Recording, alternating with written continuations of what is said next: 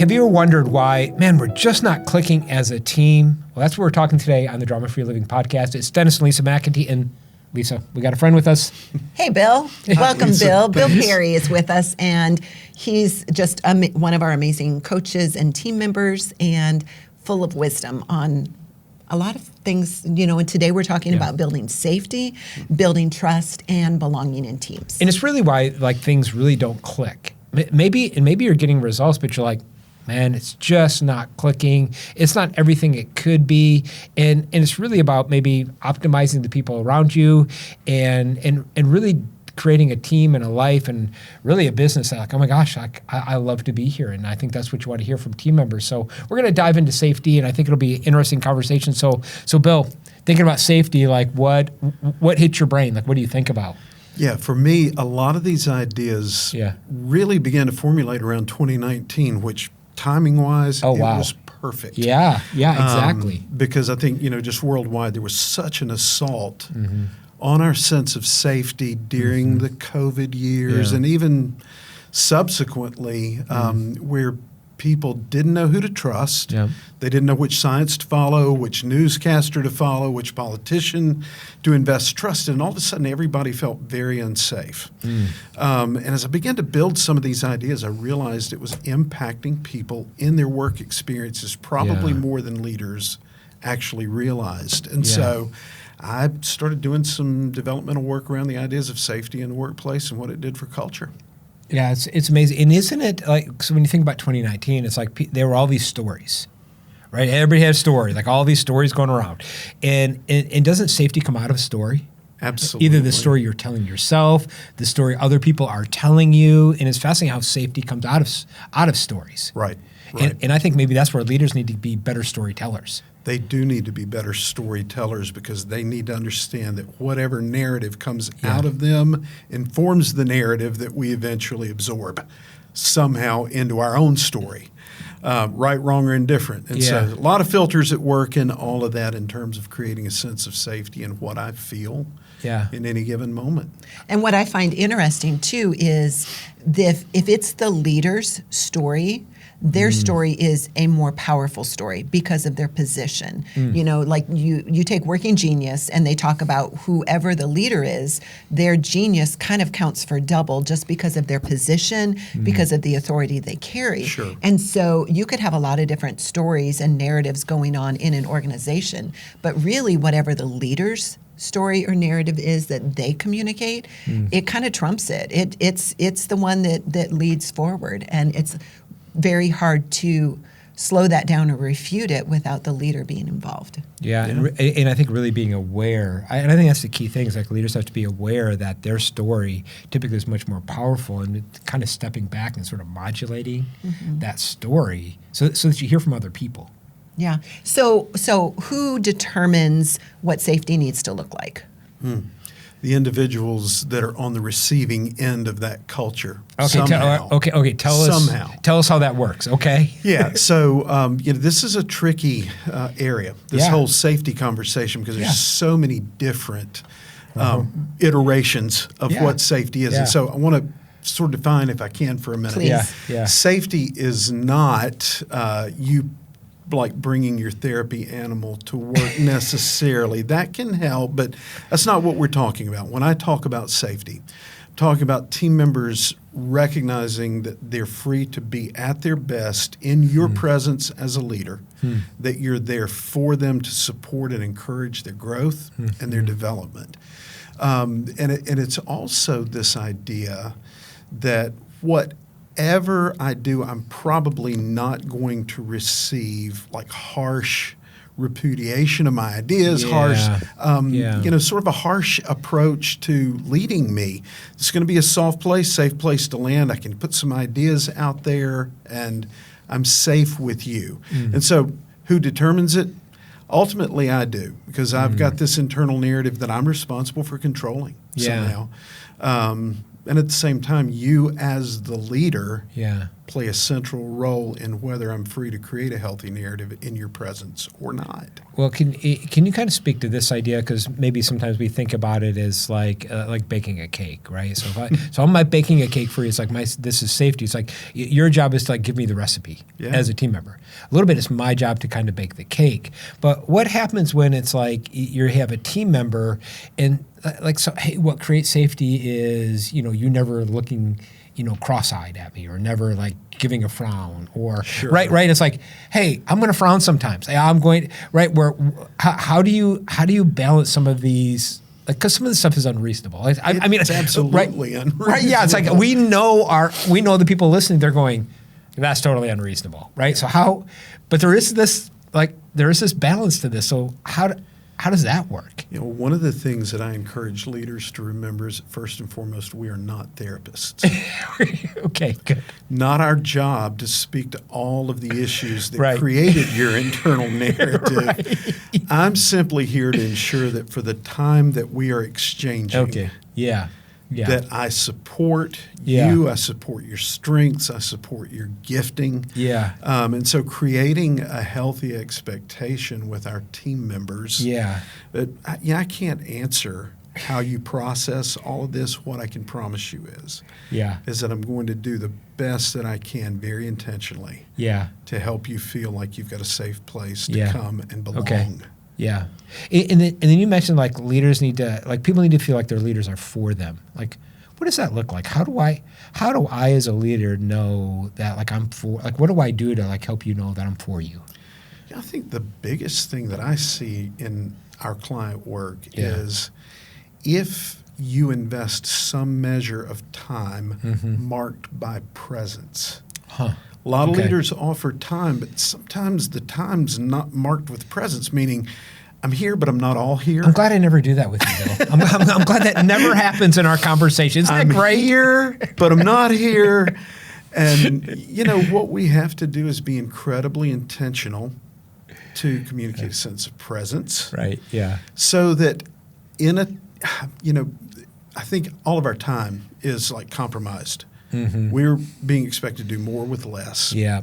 It's sort of a perpetual reality. Mm-hmm. But if the 5 minutes that I offer you as a member of my team, I'm fully present for that 5 minutes, there is so much return on that investment that we can glean. Yeah, it's so good. It's so good. So what gets in the way of leaders communicating sense of safety to their team members? Like, what are those kind of roadblocks or hindrances? For me, I think it's the biggest challenge is simply the intentionality. Mm-hmm.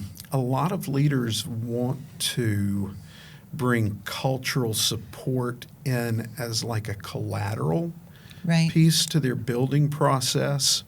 And so the intentionality somehow gets lost. And I think we all recognize it. It's so much easier to default back to the technical stuff, the mechanics of the business, what drives the P&L most expeditiously, as opposed to really focusing on, if I give this some intentionality, if I really put my time and give this some thought, we can create something that ultimately will give me the P&L I'm looking for and the results that I need. Are there some practical hacks almost? Like what are some practical hacks? Because like I hear you saying that, like, and I'm all in, but man, it's busy. Yeah. Right? It really is. It really is, right? And so what are some intentional hacks? Let me tell a story. Yeah. Working with an executive who's actually the founder of a 30-year business and just recognized industry-wide for his contribution to the realm that they were invested in.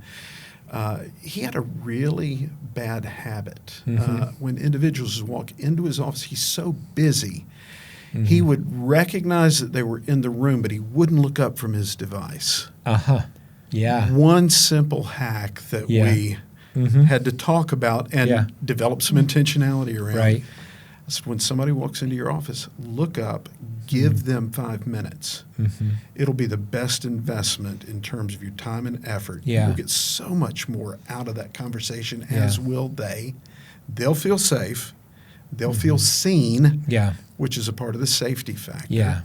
Yeah. And that one thing sort of changed the, I'm going to use a weird word. Yeah. That one thing kind of changed the aura Mm-hmm. that Yeah, existed around him with regard Yeah. to his relational connection Yeah. to his team. Yeah, and that And so, fascinating. yeah. And Being I find attentive. that fascinating because that is just a very simple piece of awareness. Absolutely. Just very simple, and that awareness came through your feedback. Somebody was observing what was going on, and it was somebody from outside the bottle Right. looking in, because if you're inside the bottle, you can't always pinpoint, okay, what actually is it? Something feels, ugh, and I just don't know what it is. But if you have someone from outside the bottle looking in, and you, it's like watching a TV show evolve. You're like, no, don't open that door, don't open that door. We're yelling at the TV, and it's like, Yeah.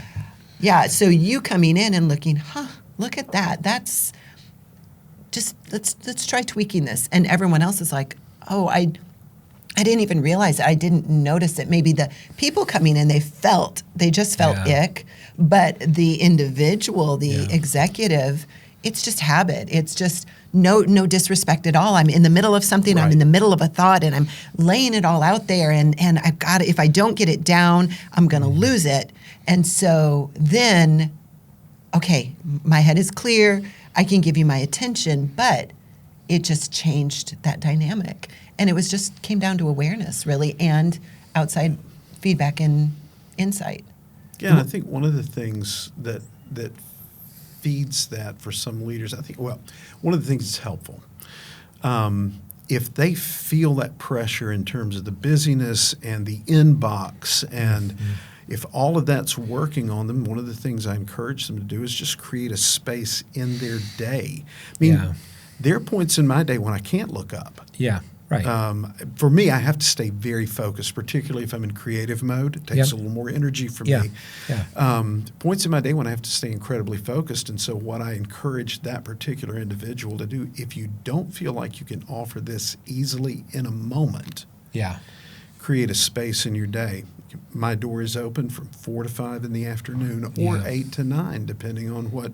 And so there are hacks or ways to Yeah. create opportunity to communicate that sense of safety. You know, Yeah. Lisa, and I love what you're talking just about awareness, and really that's what our coaching and training programs really provide, is that awareness. Because if you can see it, then you can change it. But the challenge is a lot of leaders, like, they can't even see it. And what I love about a lot of our coaching and a lot of our clients is just giving that awareness. And how many times you talked about like a movie, and you're like, oh, don't open the door. And I immediately thought of like a couple clients go, don't say that. I know you want to say it. Just don't. Right? Oh, but they did.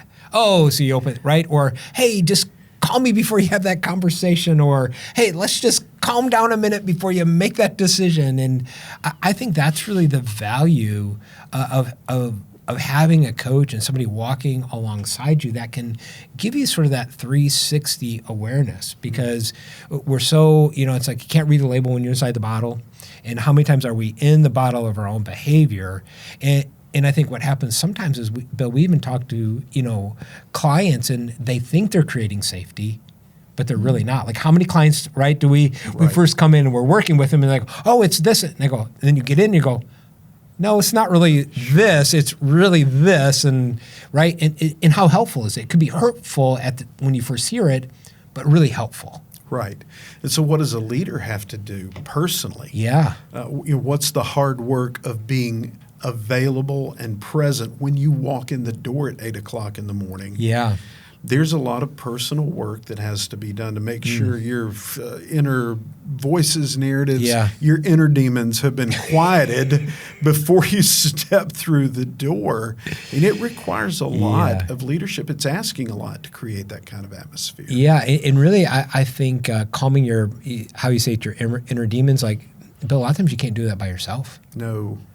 We right? need help. We need the coach. Yeah. We need the individual that's got that objective outside view of what's going on. And we've got tools Yeah. that help with that. I mean, we've got tools that identify trust levels Yeah. in organizations, levels Yeah. of how people perceive recognition and appreciation and Yeah. all of that. We've got those. Yeah. There is a way to get that feedback and then turn it into something that creates hope, which, by the way, 2025 Gallup data, Yeah. one of the top 4 things that team members are looking for in their work experience, hope. Wow. It's such a bizarre, kind of intangible Yeah. thing, but a present leader, Yeah. a leader who makes you feel seen, feel Yeah. safe, Yeah. brings some measure of hope to your experience. Yeah. Lisa, why do you think that is? Yeah, it's fascinating. Idea. Truly, we have come through so much of a roller coaster in our culture in the last 5-6 years. Everything. There were a few things that were going on before COVID, but really, everything is now after COVID. It's like, well, COVID hit, and then all of the fear or the mistrust or the lack of safety or even the upheaval in our day-to-day work environments. Sure. And then, we're just moving into the political arena and all of the things that were happening politically and even economically. And, and now we're coming into this time that we're in now, and it's our interest rates rising? Are they falling? Do we have tariffs? Do we not have tariffs? Can we still write grants? Can we not write grants? Can we, what war is going on currently at this present moment? And will this other particular war ever end? And how is that going to play into, and there's just it is a roller coaster. Any given morning, you could open up your news and have something that you totally didn't expect that would be maybe causing me to feel a little bit unsafe in my environment. And unfortunately, I don't know that that's going to change because our world is so small and we are technologically so advanced that I don't know that it's going to change, and it's us learning to adapt and adjust and learning how to be safe in the ways that we can now. But what do you think leaders can do to infuse hope inside of their teams? That's a big challenge in this, and primarily because of what Lisa just identified. Yeah. There's so many things going on outside the work experience that we have no control over. Yeah. The generation coming behind us going to find it much more challenging to get into a house. Yeah. We heard a story from a young leader the other day. I think their child care is $4,000 a month. And so these things that we didn't have to wrestle with 20 years ago or even 10 years ago. Right. Yep. We can't control that. What I can do as a leader is commit to you that I will not be one more cortisol catalyst in your world, that I will respond firmly at times, but with kindness, that I will give you honest feedback to help your career and your opportunities evolve in a healthy way. Again, I think some of what we have to communicate to leaders is you can't fix the entire world for your team members. Take responsibility for the things you can adjust. Let's help them in that way. And isn't it also part of this idea that I'm not hopeful because I'm anxious, worried, concerned? Okay, so I got this going on with team members, and I don't think you walk this stuff out alone very well. Right? And I think as leaders, we can come alongside team members and really understand their concern and then help them create strategies. Maybe they can't make any more money, right? Maybe like, hey, this position is this. It is what it is, right? It's like, this is just our budget. But what else could I do to sort of come alongside my team members and sort of help with the anxiousness, the worry, the concern, right? And I think really walking alongside of people, because we don't do this well alone. Right? When people feel hopeless, they tend to isolate. And these are things that you don't want to talk about, right, at work, for sure. Right? But I think as leaders, we got to know this is in play. This is what's happening. Yep. I had that conversation with a team member yesterday with a client job. And the conversation was something like this. This individual had begun to express some unproductive behavior in the workplace. No, I don't believe it. We don't No, know how that right, works right, at all. yeah, right. But I'm it's- not that guy, by the right, way. yeah, I of mean, course, right. and as I pushed in just a bit, she said, well, I knew I was off for the last couple of weeks. Then Yeah. she began to identify 3 factors outside the work experience that were weighing incredibly heavy Right. on her. But she wasn't vulnerable Yeah. with her team about what was going on. And I just thought, listen, you don't have to be like explicitly honest about any of this. Yeah. But you do have to offer some context for your behavior. Otherwise, people feel unsafe in your presence.